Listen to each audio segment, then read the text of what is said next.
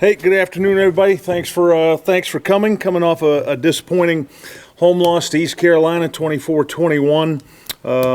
As I told the team after the game, we are paying dearly right now for our mistakes, particularly in the fourth quarter. All four of our games have been decided in the fourth quarter, and we're 1-3, and that's the most frustrating thing right now. The players are extremely frustrated about that. That's something that it's certainly something that can be fixed because our mistakes are self-inflicted. So we've got to work to correct those, and we'll start winning football games once we do. The stats that we did clearly win in this game: the first downs, the plays, the third downs.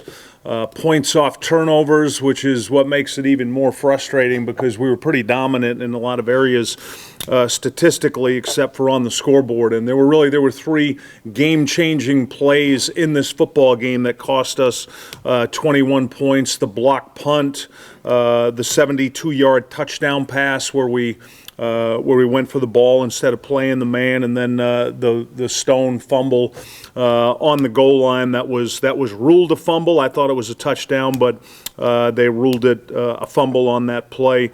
Looking at our special teams, the big one was the block punt. They ran an overload to our formation, and we needed to bring the formation in. That's a poor job by us of getting the shield coached up to understand that. So we were short one guy to that side. That will not happen again.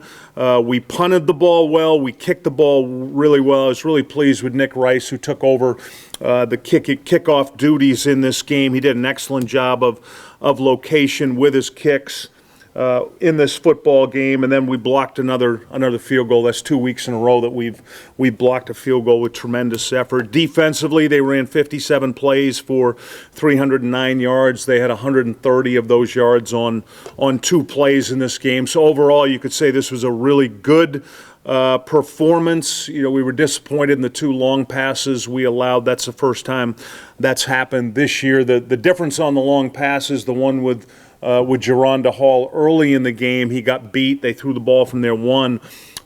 He made the tackle on it, which ended up, we held him to a field goal. And then the one with Lance, he tried to cut underneath the route and instead of playing the man, and that allowed the touchdown. So we'll get that corrected. We'll work on that. We held him to 3 yards per carry. Our 2 inside guys were outstanding again. Garner with 10 tackles, Young with 6, and 1 interception. And then we also had 5 pass breakups. So we're doing a good job getting our hands on the ball. We've got to finish and make the interceptions. Offensively, it really comes down to the 3 turnovers that did us in, the 2 interceptions, the 1 fumble.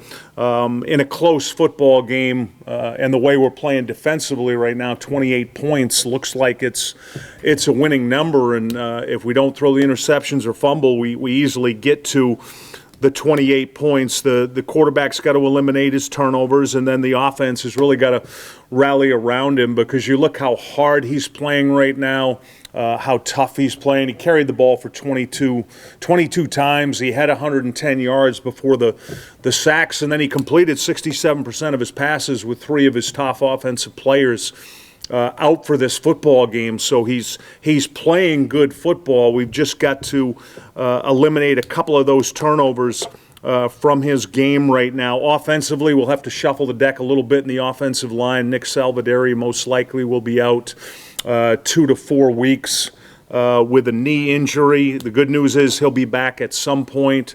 We'll be day-to-day with Eric Kuma right now. I feel like Lala Davis will be back for this game, so hopefully we'll get at least one of those guys back for this week. This week's opponent, Western Kentucky, they're 2-0 in conference play. They've had 2 really close games. They won at Florida International 20-14. They upset UAB last week at Western Kentucky 20-13. They're playing really good football as a team.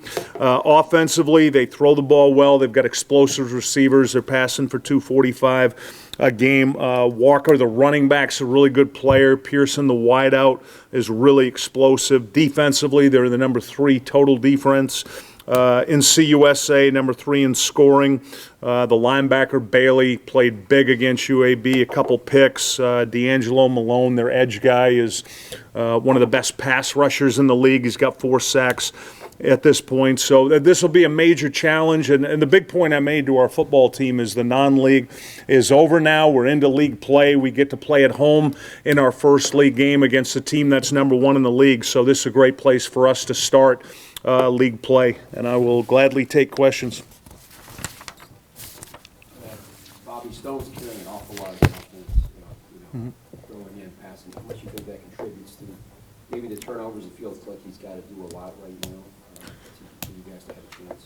Yeah, we definitely need to get some better performance around him. I felt like we had better performance around him last week than we did this week. And for us, it starts with the run game. Our protection becomes so much better when we can run the ball. We ended up in way too many second and third and longs in this game where we became predictable and got a lot of blitz designed to attack protection. So the run game will be critical in helping to improve his performance.